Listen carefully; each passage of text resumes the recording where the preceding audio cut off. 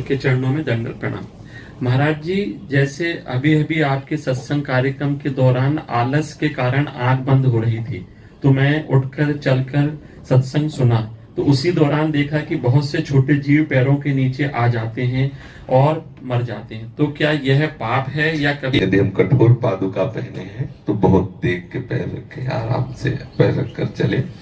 ये शास्त्र का नियम है कि हमारा पैर किसी जीव के ऊपर न पड़े। ये हमें भगवान ने आंखें दी और विवेक दिया है। यदि भूल से कभी ऐसा कुछ हो भी जाता है तो भगवान नाम जप होता है, उस जप के प्रभाव से वो अपराध बनने ही नहीं पाता, क्योंकि हम प्रभु की शरण में हैं, प्रभु का निरंतर सुमिरन कर रहे हैं। कई तरह से पाप बनते ही बनते हैं। जैसे हम सोहनी लगा रहे हैं, झाड़ू लगा रहे हैं, कहीं भी लगाओ तो उसकी रगड़ से, जैसे बड़ा चीटा है तो उसकी टांगे टूट जाएंगी। अब सोहनी लगाना ही लगाना है, क्योंकि श्री जी की कुंज है। पूंछा लगा रहे हैं, कितना हटाओ, हमने स्वयं देखा है श्री जी की सेवा करते समय। फूल झाड़ू से लगाओ, हटा के फूंक फूंक के, फिर भी जब पूंछा धो तो 2-4 चींटी इसमें मरी मिलती है। अब तो गैस चूल्हा, पहले लकड़ी कंडा का चूल्हा, तो कहीं ना कहीं कीड़े मकोड़े ऐसा। तो ये तो व्यवहार में ऐसी त्रुटि, इसीलिए सतत भगवत स्मरण करता रहे तो ये अपराध उसे मलिन नहीं कर पाएंगे। और चेष्टा रखे कि जानकर हमसे कोई अपराध न बने, फिर जैसी श्री हरि की इच्छा।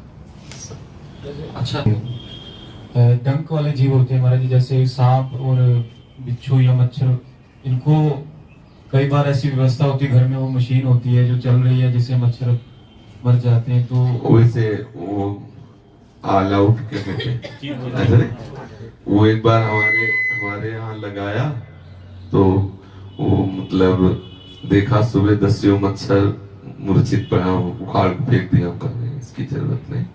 एक मच्छरदानी लगा ली है अपनी बचत के लिए, तो हम कह सकते हैं, लेकिन उसका अहित हो किसी भी जीव का। जैसे बिच्छू है, हम एक सेनपुर स्थान है फतेहपुर जिले में, जब गंगा किनारे किनारे भ्रमण करते थे तो कई वर्षों वहां रहे।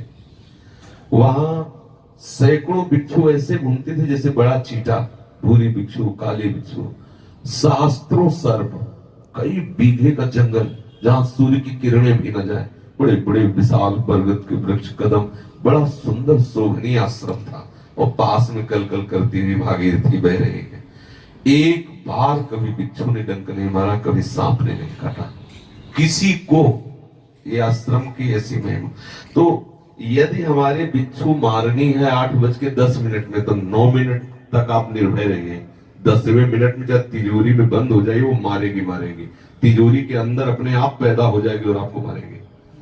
ये लोग कहते हैं काल है, इसे मार देना चाहिए। तो उनसे पूछो कि काल को किसी ने मार पाया है क्या? काल ही सबको चाट जाता है, उसको कोई मार नहीं सकता है। तो हर जीव प्रभु की सृष्टि में प्रभु के द्वारा रखा गया है, तो उसका भी अधिकार, जितना आपका अधिकार है उतने उसका भी अधिकार। अपना बचाव पक्ष रख रहे हैं। बचाव पक्ष में यदि कुछ ऐसा हो, जैसे मानो कोई जीव है, हम उसको दूर फेंक, अब उसको जो कष्ट हो रहा है हमारे पकड़ने से, जो चेष्टा से, वो बात अलग है। हम अपने बचाव पक्ष में हैं, उसके मारने के पक्ष में नहीं।